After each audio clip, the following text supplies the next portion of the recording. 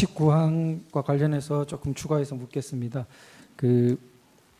악성 코드 감염 후에 2021년 4월 20일 17시 뭐 이런 경에 약 109메가바이트 자료가 탈취되었다. 아주 구체적으로 그 보고서에 기재되어 있는데 그런 그 점검이 됐거든요. 실제로 보고서의 기재가. 그러면은 그런 것을 발견한 것이죠. 점검에서 탈취 정황을.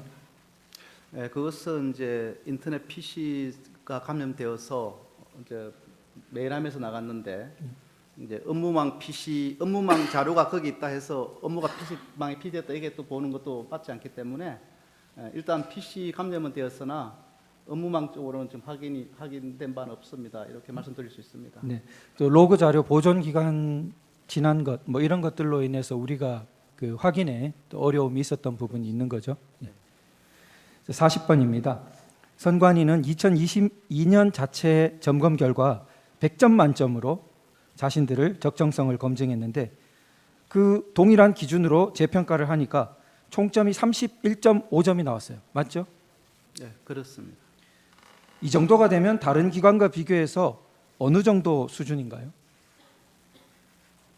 저희들이 이제 보호대책 이행 여부 점검을 현장에서 하는 경우가 한 110여 개가 되는 그런 기관이 있는데 그 중에서 최하 점수라고 할 수 있습니다.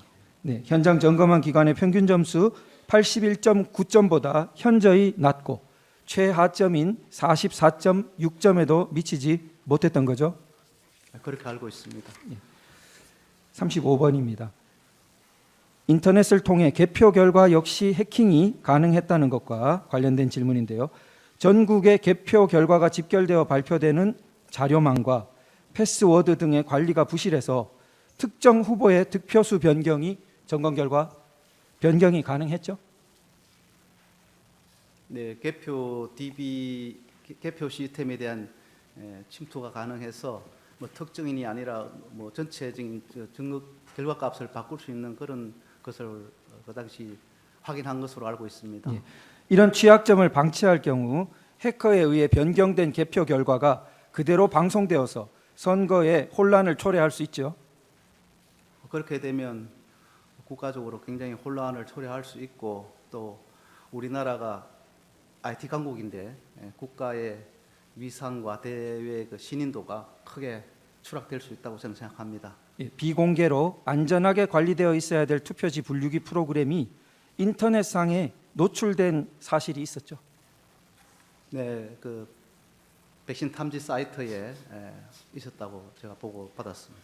투표지 분류기에 USB 등을 통해서 악성 코드를 설치할 수 있고 실제 기표 결과와 달리 분류되도록 변경하는 것이 가능했죠. 아마 그렇게 되는 것으로 알고 있습니다.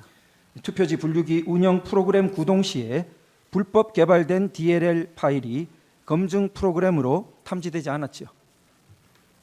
네, 그때 실험한 결과에 USB로 넣었을 때 그 탐지가 되지 못했던 걸로 알고 있습니다. 27항입니다. 사전투표소인데요. 유권자 정보를 조회하기 위해 사전투표소는 선거망에 직접 연결되어 있죠. 네, 선거 확인하기 위해서 연결돼야 될 것 같습니다. 예. 해커는 사전투표소 내부에 설치된 투표 용지 발급기 장비처럼 비인가 장비를 연결하는 방식으로 선거 시스템 침투가 가능했죠. 네, 그렇게 된 것으로 알고 있습니다. 체육관 건물 같은 개표소나 상가 건물을 임차한 임시사무소는 구조상 보안에 취약하지요. 아무래도 좀 취약하다 할 수 있겠습니다. 45항입니다. 선관위 연수원 관련인데요.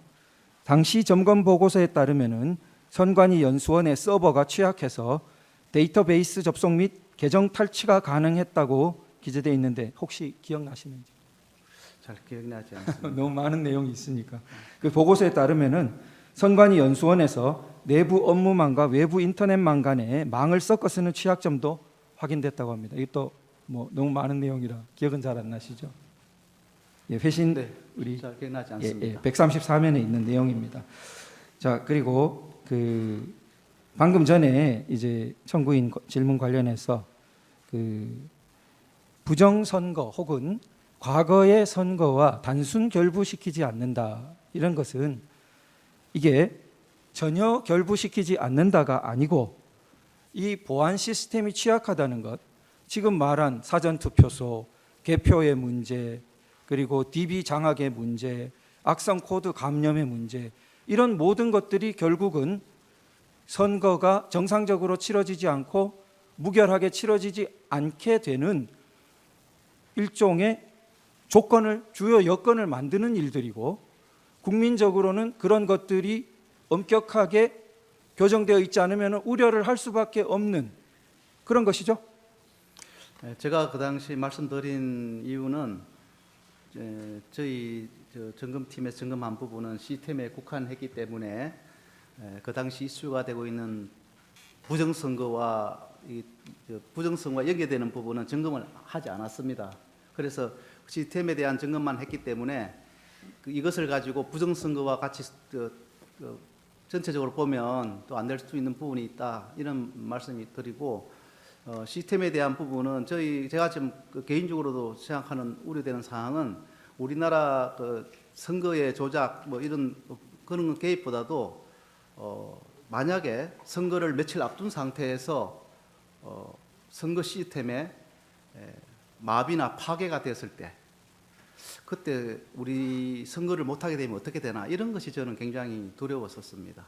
네, 그 악성 코드로 인해서 뭐 해외 일종의 테러리스트 조직이 우리나라 선거를 마비시킬 수도 있고 그런 거죠.